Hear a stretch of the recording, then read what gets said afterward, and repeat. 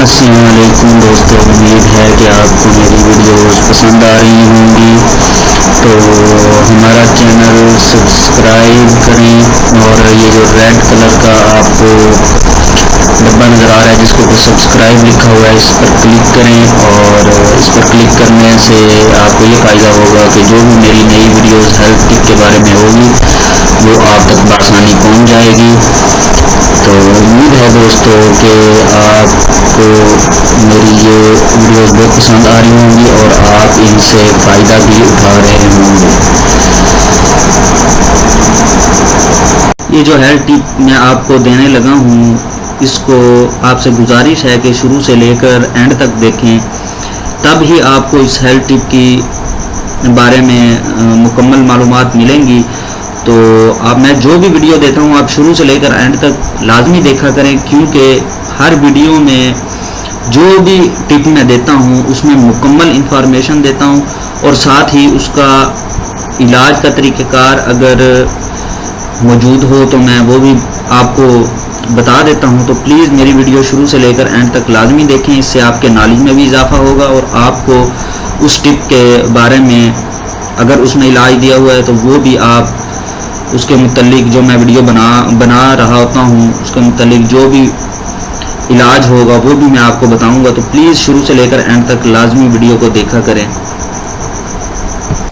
السلام علیکم دوستو، امید ہے کہ آپ سب خیریت سے ہوں گے۔ آج میں آپ کو دل کی شریانوں میں رکاوٹ کی علامات بتاؤں گا، تو اس کو غور سے سنیے اور اینڈ تک دیکھیے۔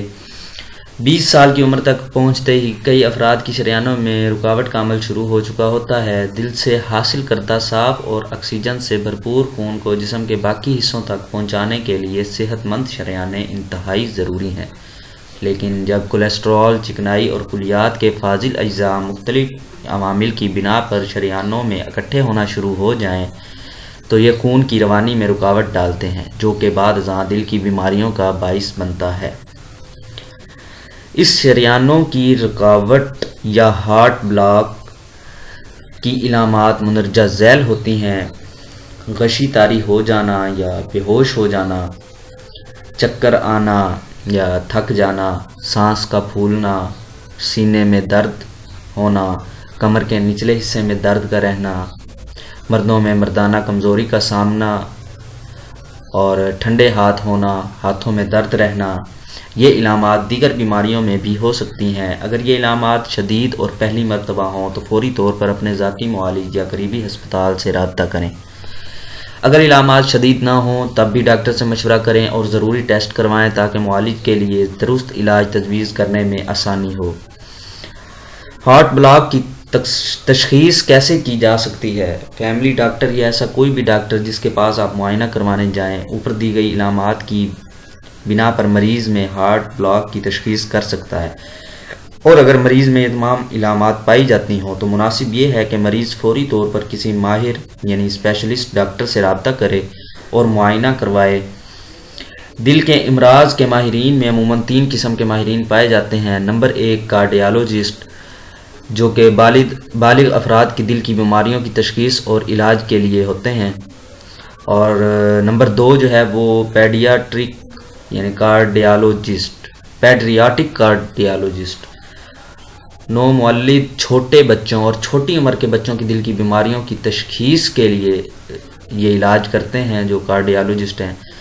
اور نمبر 3 پر جو ہے وہ الیکٹرو فیزیالوجسٹ ہوتے ہیں، ایسے کارڈیالوجسٹ اور پیڈیاٹرک کارڈیالوجسٹ جو کہ دل کے برقی نظام میں ماہر ہوں۔ علامات کی معلومات: علامات کی موجودگی یا عدم موجودگی کی صورت میں معالج مریض سے کچھ سوالات پوچھ سکتے ہیں جو کچھ اس طرح کے ہوتے ہیں: آیا مریض نے شریانوں میں رکاوٹ کی کوئی بھی علامات محسوس کی، یا مریض دیگر علامات بھی محسوس کرتا ہے؟ کیا خاندان میں پہلے بھی کسی کو دل کی بیماری ہے؟ کیا مریض کسی قسم کی ہربل ڈاکٹر کے مشورے کیے بغیر اور کسی بھی اور طرح کی ادویات استعمال کر رہا ہے؟ سگریٹ، شراب یا ڈرگز کا استعمال تو نہیں کر رہا؟